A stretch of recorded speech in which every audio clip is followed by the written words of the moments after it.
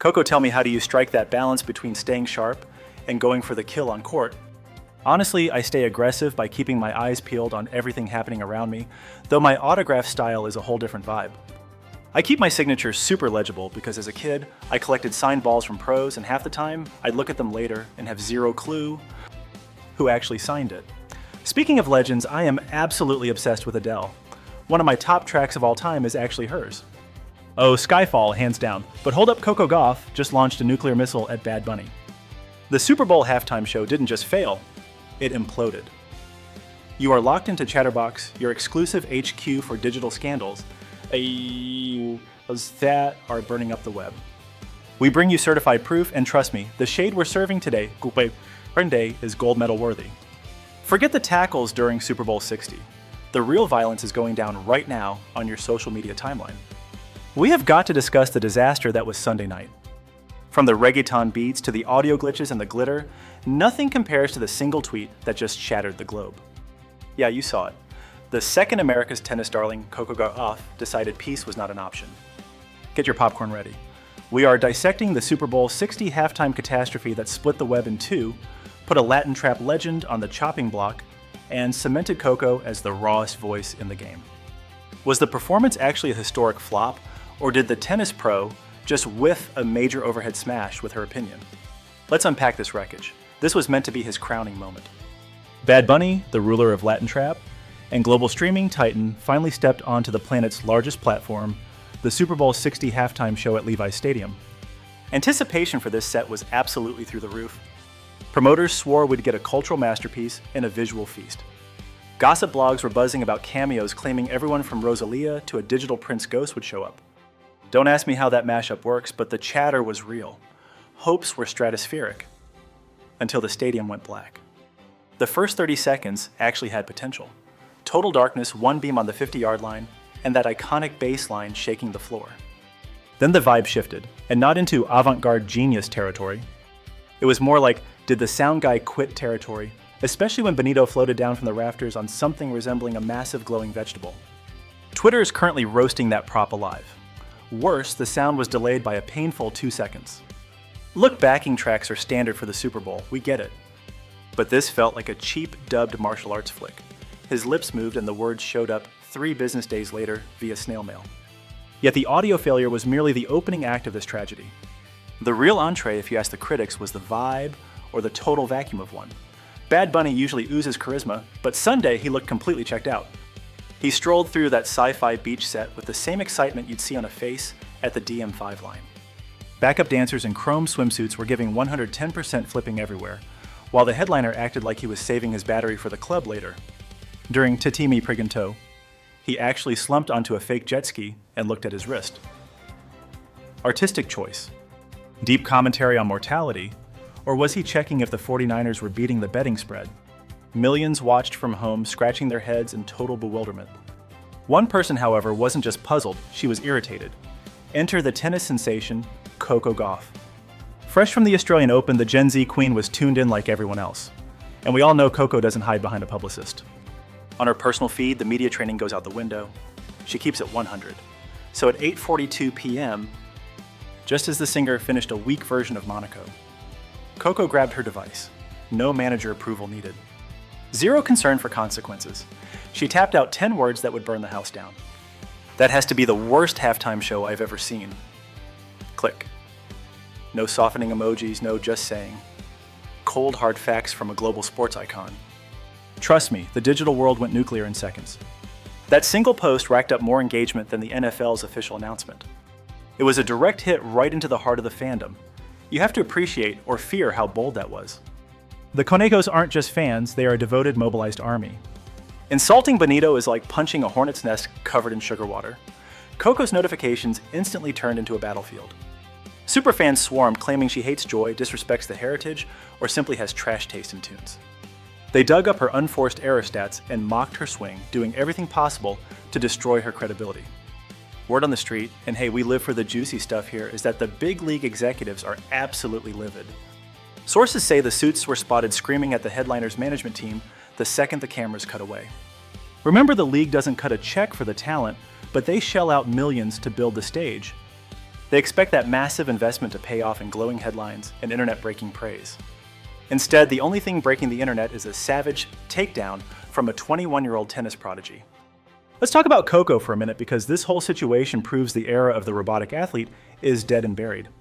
The old rulebook said you play the game, keep your mouth shut, and never rock the boat.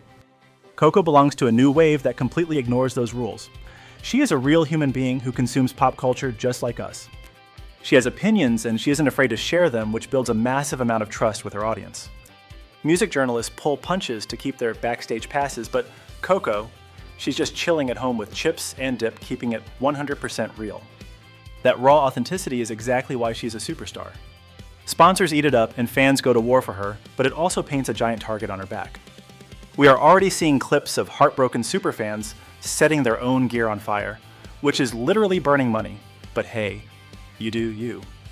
Her social media comments have turned into a digital battlefield of flags and tennis balls, a total stalemate. But we need to peel back another layer of this onion, the absolute disaster regarding the guest list. The energy tanked largely because the stage felt empty without any heavy hitters joining the party. The rumor mill had us hyped for a massive reunion or a global icon, and instead we got a high school brass section. Horns are cute, but they aren't international pop queens. When the lights went up, without a shot cameo, you could feel the air leave the room. It seemed like he gambled on his own charisma being enough to carry the weight of the world alone. Sure, the guy packs arenas across the globe, but the championship halftime show is a completely different animal. It demands spectacle stunts and a level of flash that goes way beyond just singing the songs. We want flying harnesses, pyrotechnics, and costume swaps faster than a pit stop. Instead, he rocked one baggy silver fit for 12 straight minutes comfy. Maybe, but COCO wasn't the only one unimpressed by the lack of glitz. Breaking news just crossing the wire whispers suggest a retaliation track might drop before the weekend hits. If he calls COCO out by name, this escalates from a petty timeline squabble to the celebrity war of the year. Picture it, a chart-topping rapper dropping bars against a Grand Slam winner. It sounds absurd, but welcome to 2026. Meanwhile, COCO faces the press tomorrow in Dubai. You can bet your life every microphone in that room will be asking about the drama. Knowing her style, she won't apologize. She'll probably double down while we all watch with popcorn. Count on us to dissect every syllable live. Oddly enough, other stars are quietly picking their teams too.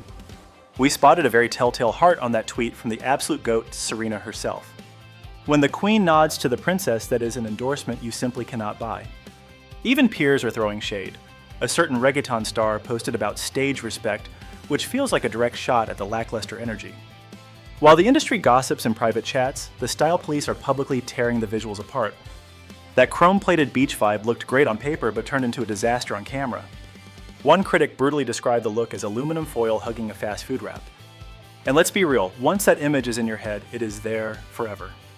The blow-up trees meant to bring paradise vibes ended up looking like sad props from a bankrupt putt-putt course. Plus, the color balance was a mess, giving the entire broadcast a sickly green filter like a soda commercial gone wrong. And don't even get me started on the dance routine, or lack thereof. Those pros were working their tails off, but the headliner barely acknowledged their existence. There was a painful second where a dancer reached out for a partner move, and he just breezed past to fix his mic pack. She played it off smoothly, but the bewilderment on her face was high-definition clear. The speed of this fallout is terrifying. The final note hit around 9 p.m. COCO fired her shot at 8:42, and by 10 p.m. the entire world was talking about it. Come sunrise, the tabloids were screaming. 48 hours later, the championship match itself was ancient history buried under the avalanche of this scandal. That is the ruthless velocity of the digital age, a double-edged sword that is as intoxicating as it is horrifying. But the real fireworks ignited a deeper war over who gets to hold the gavel. Die-hard supporters are storming the gates, claiming a tennis pro has zero authority to rate a musical set. Does that argument actually carry water? I mean, you do not need a culinary degree to realize your steak is burnt to a crisp, do you?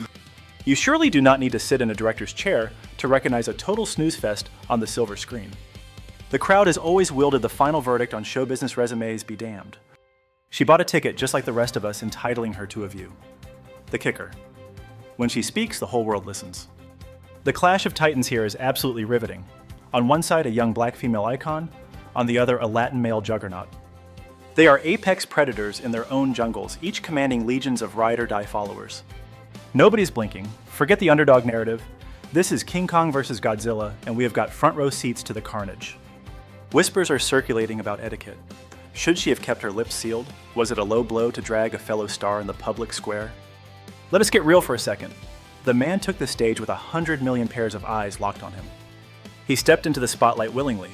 When you serve up art to the masses, you do not get to choose the review. That is the game.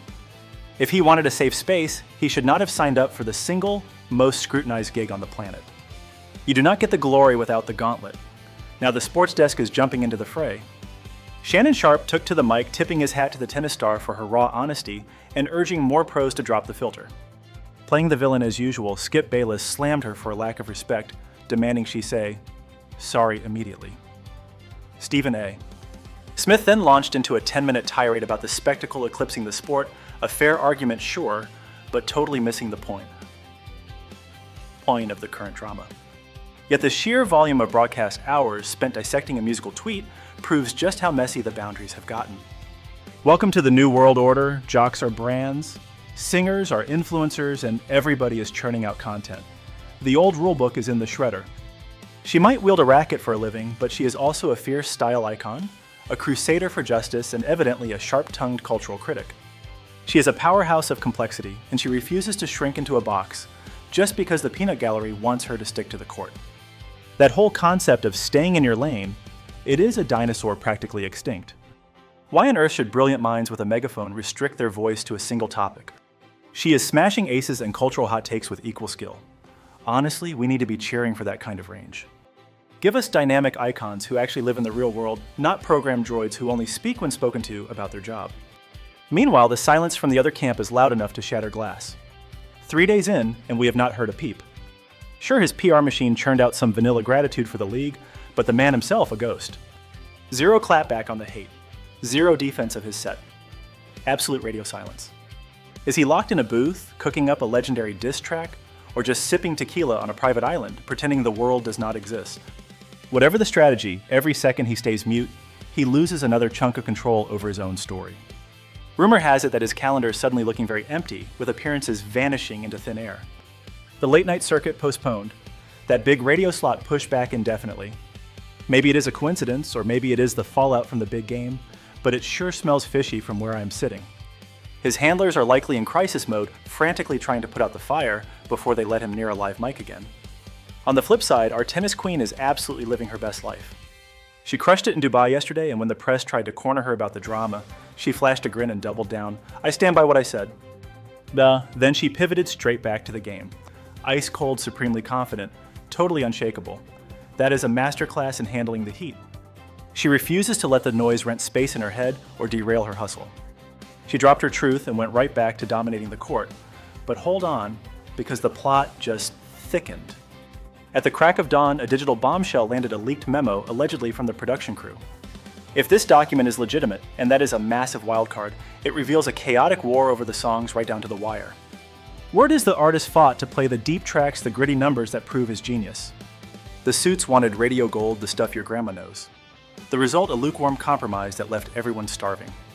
We cannot stamp this as fact just yet, but if the shoe fits, it explains the stumble. Now let us look at the hard facts. Super Bowl 60 will go down in infamy, a legendary flop that nobody involved wants on their resume. It is destined to become a punchline, a meme, and a brutal lesson on why you never ever phone it in on the global stage. And right in the eye of the storm stands COCO GAUFF, the 21-year-old tennis star who dared to call out the reggaeton king for having absolutely zero energy. As we close the curtain on this, think about this, we are watching the death of old celebrity culture in real time. The era of perfectly curated PR-approved robots is over. The new generation smells fake behavior instantly. They are starving for authenticity. They want raw honesty, like Coco, someone who speaks her truth without checking with a focus group. That is refreshing. That is dangerous. And that is why this drama is deeper than just gossip. What happens next? Do Bad Bunny and Coco make up? Do they drop a track together for the clout? Stranger things have definitely happened. Will next year's show be a spectacle just to make us forget this disaster? Probably. Will Coco keep serving us iconic moments? You better believe it. One thing is for sure, this war is not over. New updates are hitting the web daily. The internet is churning out memes and the debates are blazing hot, and we are here for every second of it at Chatterbox. We dig deep. We give you every angle and let you choose your fighter. We want to hear from you. You are the pulse of Chatterbox. We need your raw, unfiltered thoughts in the comments right now. Was Coco too savage? Was she spot on? Did you love the giant neon carrot, or is it pure nightmare fuel? Crucially, whose side are you taking in the Great Goth Bunny War of 2026? Don't just watch, get in the comments and scream it out. We see everything, and we might just feature your hot take in the next episode. If you lived for this drama deep dive, if you crave the tea and want to know if Bad Bunny drops a diss track, do the right thing. Smash that like button like Coco smashes a cross-court winner. Hit subscribe so you never miss a beat of the chaos, and turn on notifications because the news moves fast, but we move faster. This has been Chatterbox. Stay messy, stay loud, and we will see you in the next one.